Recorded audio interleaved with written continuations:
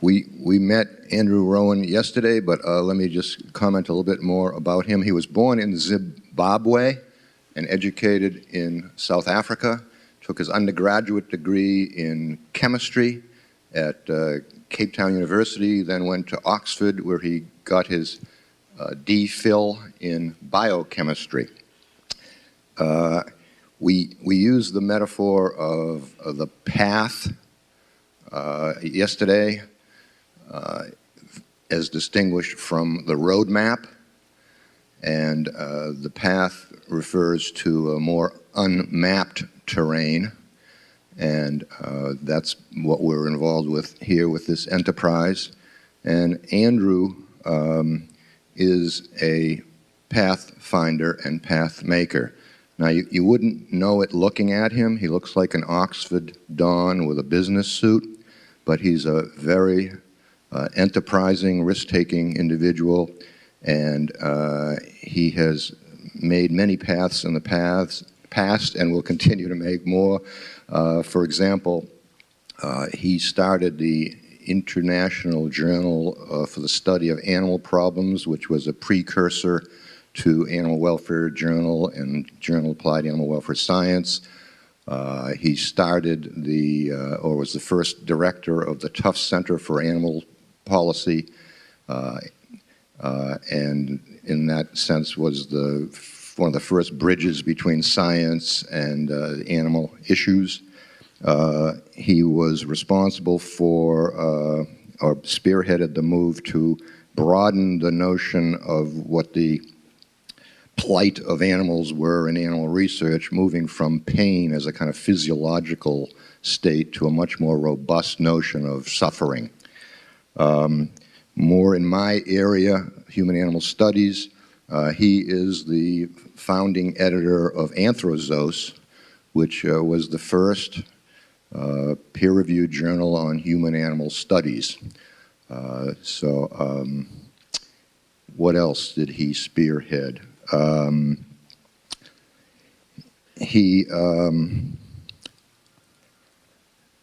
He edited a volume that was one of the first collected pieces. It was called Animals and People Sharing the World. And he now is sharing his missions on animal welfare science and human-animal studies and animal protection globally. And he's going to be talking about that current mission in a moment. But just let me end on a personal note. Andrew and I go back way to the early 80s. He was very available to me when I was starting in this work, and has been a continuing support, advisor, mentor, counsel, all the way, and I'm very grateful to him for that. He's very well known. We're all smart, but he's really, really smart. When he goes back to Africa, the people line the streets yelling, "Andrew, Andrew, Andrew, Andrew."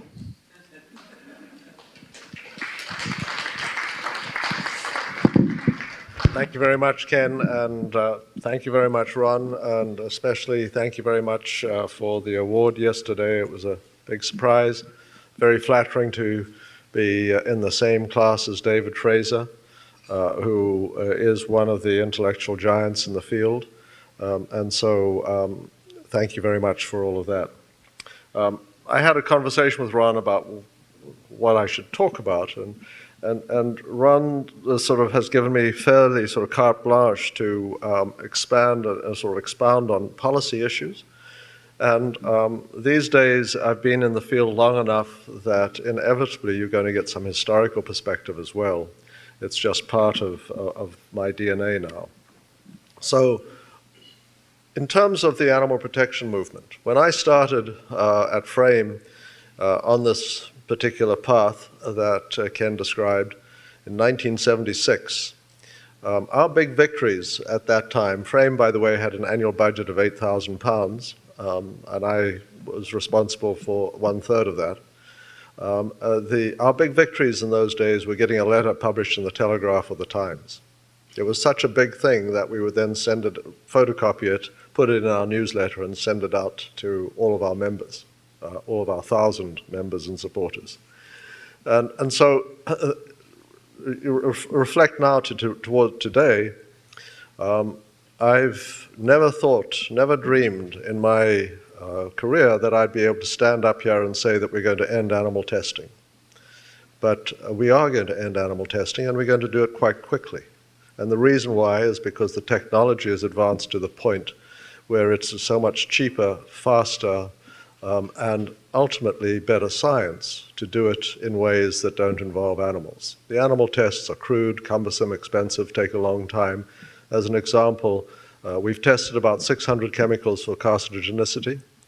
Of those over the past 40 years, so that's 15 chemicals a year. That's worldwide. At that rate, it's going to take us a while to test the 30,000 chemicals in the European REACH program. So we have to find something different. And the answer is that the technology is providing us now with different stuff to the point where we could put 30,000 chemicals through 200 different in vitro high throughput screens, giving biological data in 1 year.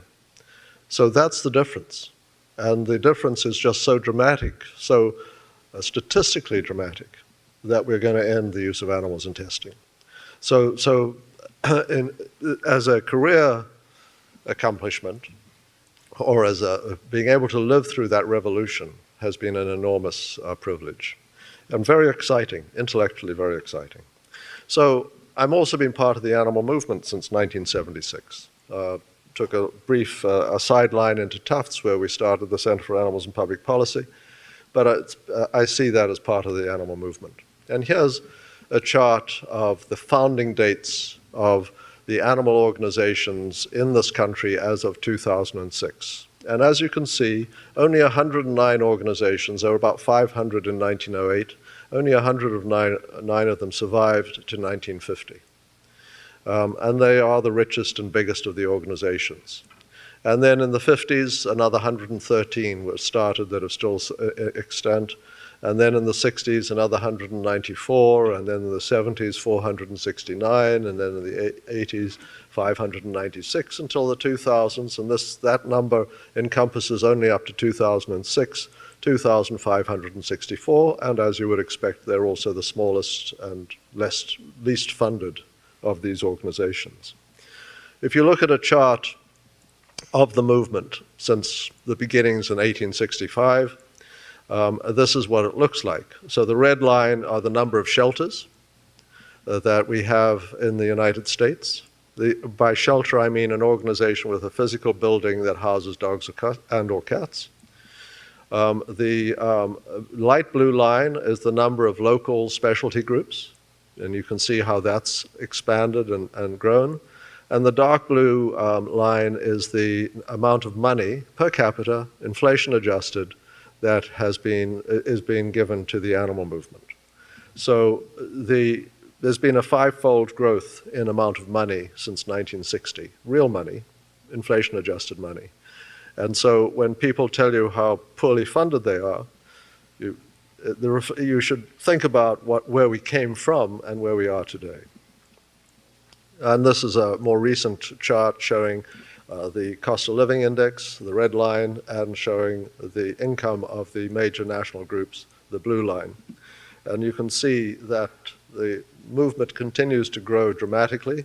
And if I extended it out to 2012, it would continue to show that trend. This data all comes from GuideStar, wonderful research tool. If you're interested in movement, development, and growth, huge amounts of data are available through GuideStar. So what's driving that growth?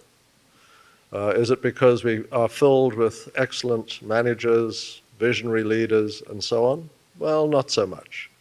It's because the public attitudes and behavior is changing. And so I'm going back to Steve Kellett's 1976 typology. I bet it's a long time since many of you have seen this. And I will look at some of the trends that he uncovered in his research. So he had this basic set of typologies. He did a survey of I think it was about 3,500 American adults, and divided them up did a factor analysis, and out popped these factors. So the utilitarian factor is dominant, is one of the dominant factors, and that's where people think that we should be using animals for human utility. The humanistic factor is another dominant factor, and that's the sort of humanitarian urge that we're looking at in terms of the growth of the animal movement.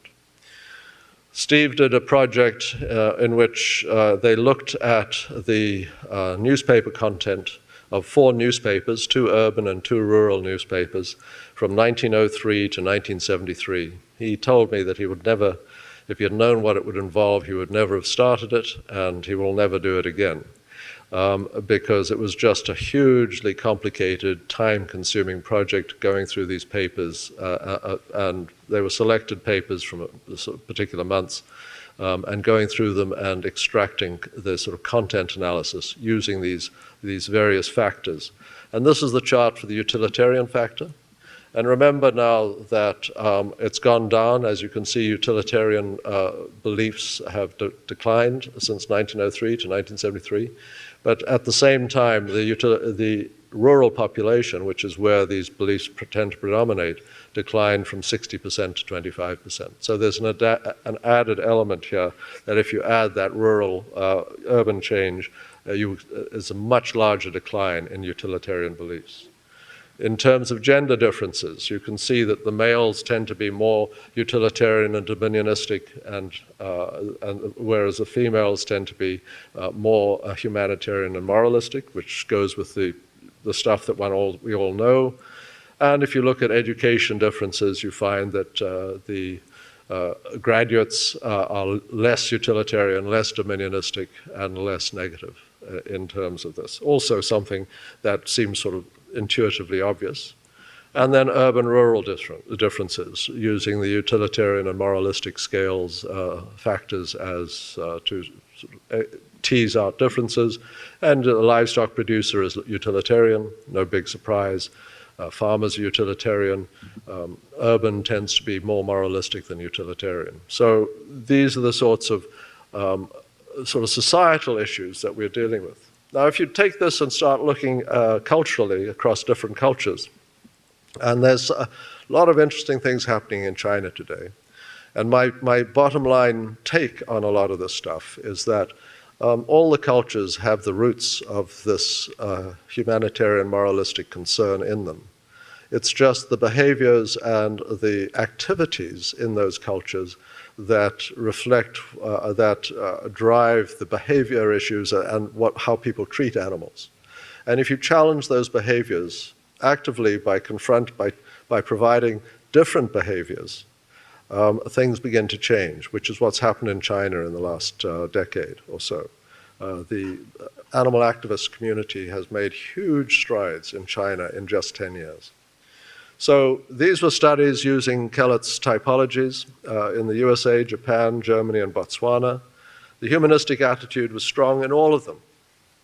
And so that's my take-home message, is that it doesn't matter what culture you come from. You have a tendency to want to nurture animals. The Japanese had the highest dominionistic and negativistic attitudes. They had strong aesthetic values for favored animals, but they had lower ecologistic and moralistic scores. Germany was more idealistic. Nature was almost mythic in Germany. That sort of goes with some of what we know about the German character. And they had pronounced moralistic and ecologistic values. In Botswana, the communities were basically utilitarian and theistic.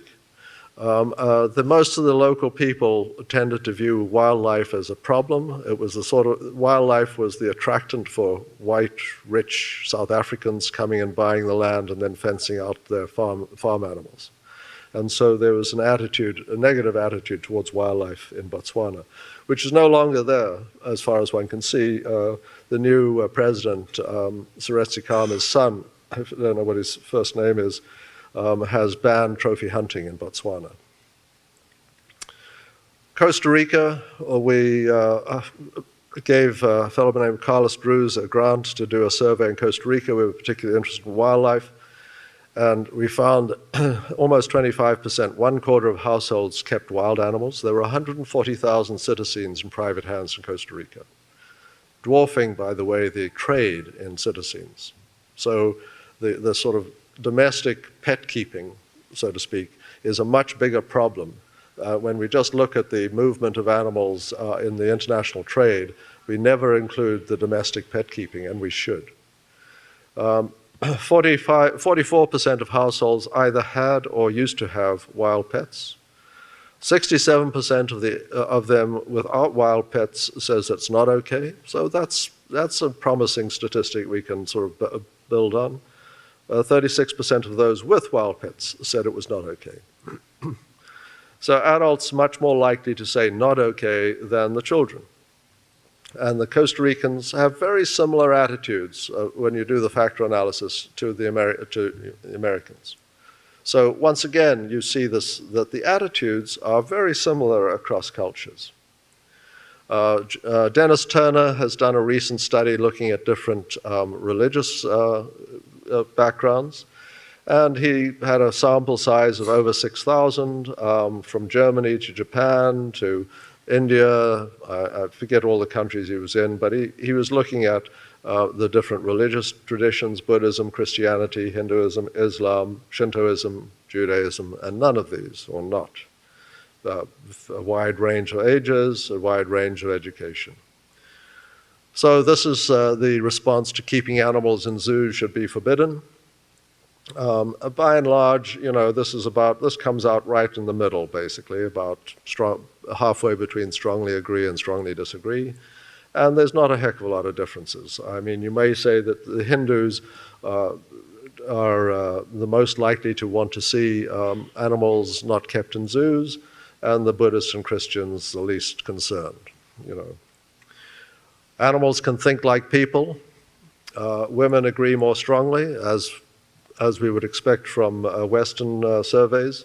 Christians and Jews separated themselves as being least in agreement with this, whereas persons of the other religions tended to agree with the statement. So, I mean, you've got Hinduism, you have the transmigration of soul idea, and so there's a tendency, I guess, to sort of worry about what the animal might be thinking.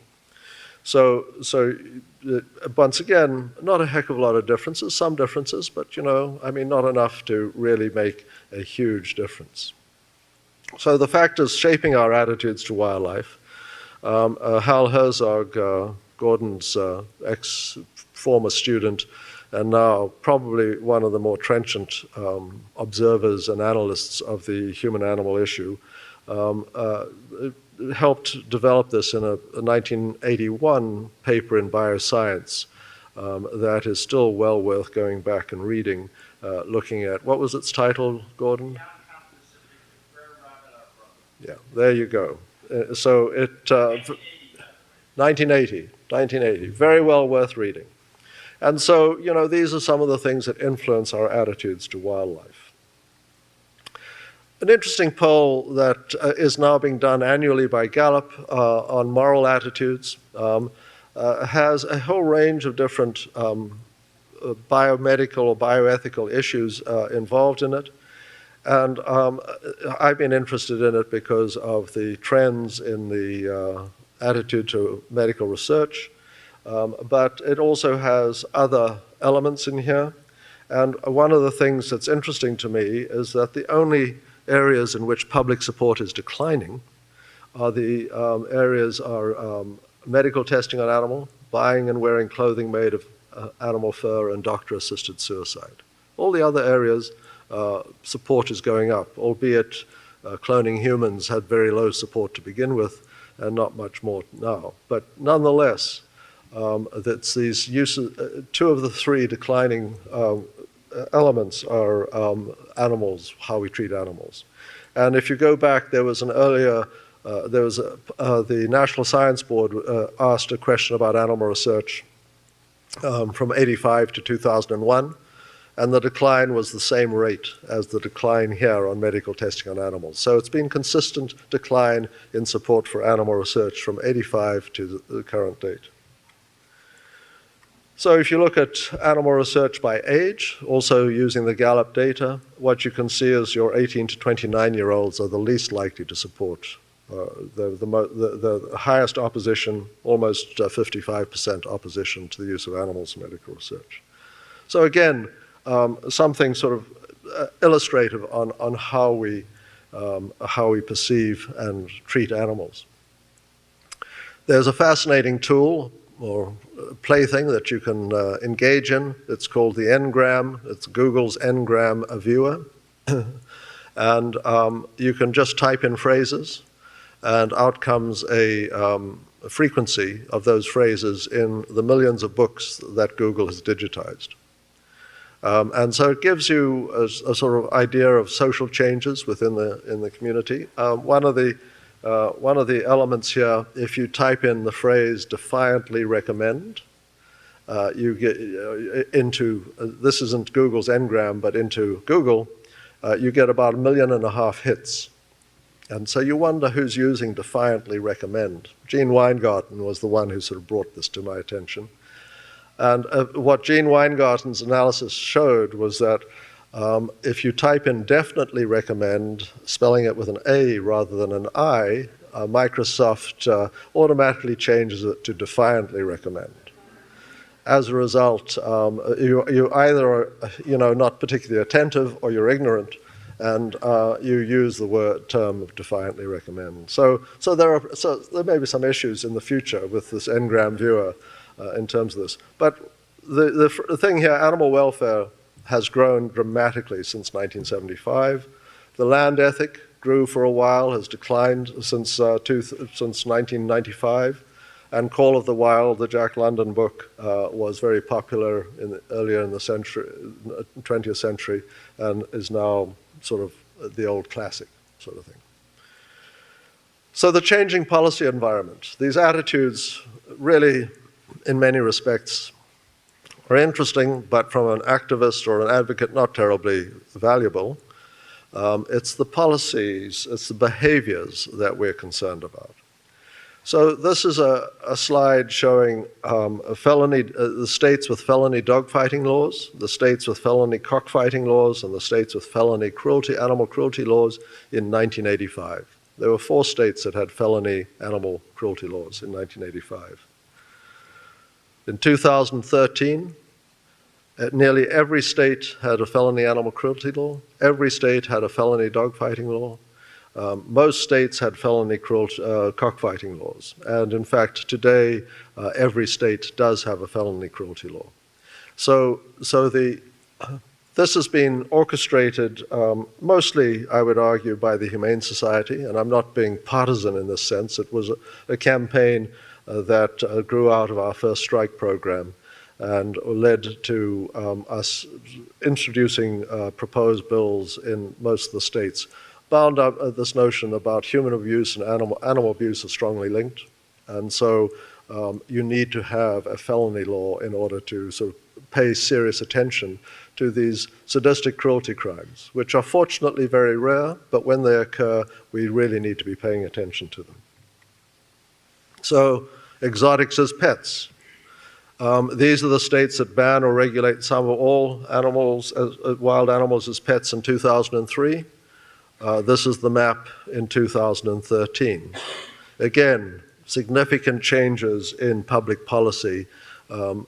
Enforcement may be a little further behind, but significant changes in public policy.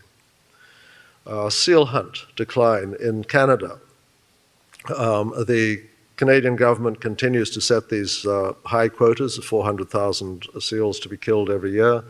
But because the market has been essentially destroyed, the big decline in 2009 was when the EU stopped the products of the seal hunt coming into the EU, and then Russia and then China never took up a contract with the Canadian government. And generally speaking, what's happening now is that most people feel that this industry is on its last legs. The thing about it is that we have to keep on at this until finally the Canadian government, it has to be a government action, because anything less than that, and it will just come back in time. Fur apparel. a decline in sales, a slight decline in imports. You don't really see this in the public. You see a little bit of fur around, but the actual amount of fur being sold and worn is tiny. And so from our perspective, we look at these numbers and say, okay, we're going in the right direction. Whaling, huge decline in the 1980s when the moratorium was put in place, but just look what it used to be. I mean, this is this shifting baseline idea. It used to be huge. It wasn't sustainable. My mother and father took me off to Tristan da Cunha when I was 2 years old. My father had a job on the island, and my mother took time as a biologist to sort of observe wildlife. There were southern right whales with their calves off the island. She talked about them in her letters home. There are no southern right whales off Tristan anymore. The Russian whaling fleet basically exterminated them back in the 1960s. So but nonetheless, you know, from a perspective, if you look back at what it was like in 1960, it's been a change. Euthanasia of dogs and cats in shelters in the United States dropped from 13 million in 73 to about 3.6 million in 2010. It's now down to about 3 million, as far as we can estimate. Whereas the pet ownership, the number of dogs and cats kept as pet, has risen from 63 million to 164 million. So huge changes there that have occurred. And then you talk about the marketplace for animal products, and it's just been extraordinary what's happened since January of 2012. How these companies have just begun to move away from this extreme confinement systems and say, no more. Interestingly, recently UEP people were over in Europe and were told by the European egg industry that the European industry made a mistake going from battery cages to furnished cages. They should have just gone to free range straight away. And so they were being urged not to make the same mistake in the United States. The battery cage will also go away in the United States. And here are some of the, laws passed in different states. And I don't know if anybody's paying attention to Governor Christie's agonies over whether or not to sign the gestation crate bill in New Jersey. 93% of New Jersey voters support it. It was passed overwhelmingly in both the Senate and the House in New Jersey, but because of Iowa pork industry, Christie doesn't want to sign it. So he's trying to sort of weasel his way around it, and there's a huge amount of op-ed pieces and articles appearing about this because the Iowa caucus has been polled. The people likely to attend Iowa caucuses have been polled, and they say that they would prefer it, they would support him if he signed it rather than if he didn't. But the industry, of course, is the one that's pushing his political buttons. So huge changes. I mean, in the last 10 years in the United States, I cannot overstate the changes that have been occurring. So what about captive wildlife and compassionate conservation? The zoo community has gone through a number of phases. I was co-author of a paper with Robert Hoeg, who was then the PR director at the National Zoo a number of years ago. And he was the one who introduced me to this notion of zoos as civic stamp collections, as it were, in the late 1800s, early 1900s, changed over to the grandiose public building era. I still remember Ron showing me the Egyptian facility here at the Detroit Zoo, as that was part of that civic, pride era. And then in 1960, Gerald Darrell stopped catching animals and started writing about catching animals, and because the animals were disappearing. And so zoos became part of a conservation and captive breeding thing, and then conservation education in 1990, and the present question mark. So the public response to stories and individual narratives. I think wildlife rehab is a very important thing. I would urge zoos to become much more involved in that. Mitigation of human-wildlife conflict.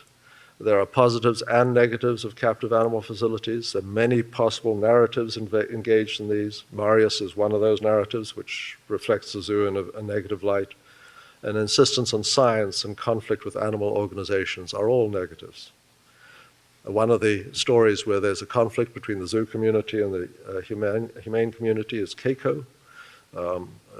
You can argue about whether it was a good or bad thing for Keiko to have spent another 15 months swimming around in the ocean free of cages.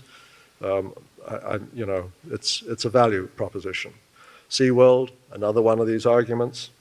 You've heard about that. This is what happened to their stock when the attendance figures came out, dropped by about 30% and is continuing to decline. Disney, interesting examples. I won't go into those, but we did try and get Disney to support the endangered species reauthorization, which we thought would be a no-brainer for the animal kingdom, just hand out cards to the 7 million visitors.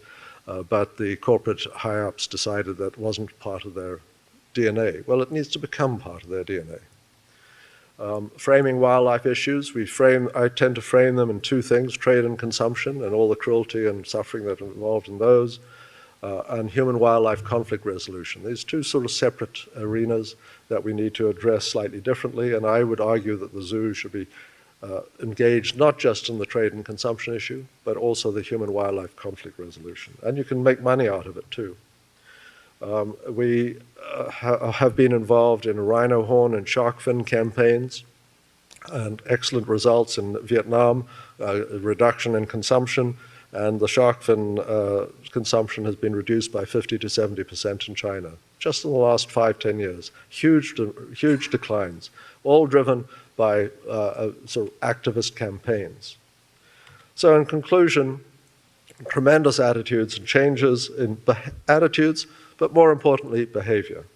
How do we continue to build change for animals? How do we develop the scientific knowledge on sentience, welfare, etc.? These are important, but science informs policy, rarely shapes it. Here's an example of smoking, and how we knew back in '61 that smoking was bad for you, but the actual policy changes and behavior changes took a lot longer.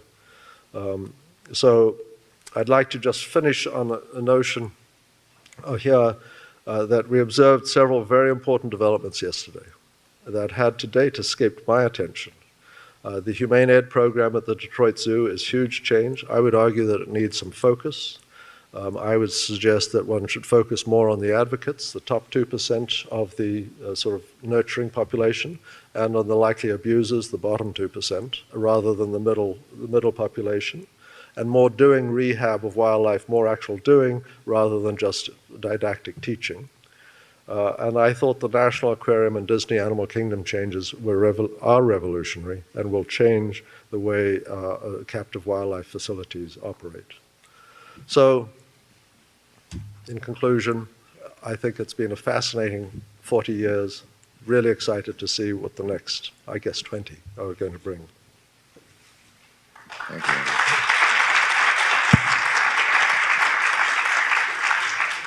So it looks like we have 3 or 4 minutes for some questions for Andrew. Go ahead. This is great talk, Andy. I'm wondering what the Humane Society or other organizations are doing in terms of the plight of turtles, which is worldwide and leading to many problems, particularly in Asia, and also the replacement of the fur industry by making fashion plates out of snakes and crocodilian skins and lizard skins, which sort of seems to be growing in some quarters. We do have a couple of staff focusing on the turtle industry. I wish I could be more informative about what we're doing, but Becky Regnery is our expert in that. She attends many of the turtle advocacy programs and the international trade programs trying to address the trade in turtle stuff. We haven't focused as much on that as we have on frankly, the charismatic rhino horn and ivory stuff. But we are becoming much more engaged now in the snakeskin issue, because it's becoming a huge issue. We're trying to get changes in EU regulation introduced that would stop the trade in snake and reptile skins because of some of what's going on. It's just appalling. The cruelty and the suffering is appalling in that area now. I'd like to ask a question in the last couple of minutes, not to put you on the spot, but would you try to unpack the question mark at the end of compassionate conservation? Could you say a few words about your vision of where the zoo is going in the next 10, 20, 30 years? I got a little bit overtaken by time, but yes, thank you, Ken. Well, I was much taken by the Disney by sort of the triad, Disney, National Aquarium, and Detroit. And I see Ron, we know, has long been leading the charge in terms of this type of notion. But I do think that the zoos need to be more than simply display centers. And I know everybody agrees with that, but I would like to see the zoos becoming more engaged in active hands-on work, and that would be involved in setting up rehab centers. I think every major zoo should have a rehab center. And the reason why isn't because you're going to make much of a difference for the population or for conservation or any of the rest of it, but you do by validating the individual's concern for an injured pigeon. You are validating that behavior, in fact, that concern is appropriate and normative and engaging the community in ways that by sort of treating pigeons as somehow lesser creatures doesn't. And so we were talking just briefly about the hybrid, genetic hybrids in zoos and how they tend to be sort of pushed to the back of the room. And that's what's happening with a lot of urban species. And I would argue that zoos should become much more engaged in the urban wildlife community, in the communities in which they're engaging. Because now you're becoming activists. You're becoming up front and face to face with the public. You're not waiting for them to come to you. You're out there talking to them. And the humane education issues, equally, the doing is far more important than the didactic teaching. It really is. What we're seeing with street dog sterilization as we change community behaviors, even though all we're doing is sterilizing street dogs. And I don't have much or any data to support that, but I've seen it, and I do feel the same would be true within our urban spaces and our suburban spaces, where most of the zoos are gathered. So, my 5 cents. Thank you. Let's give it up for Andrew, and we'll move.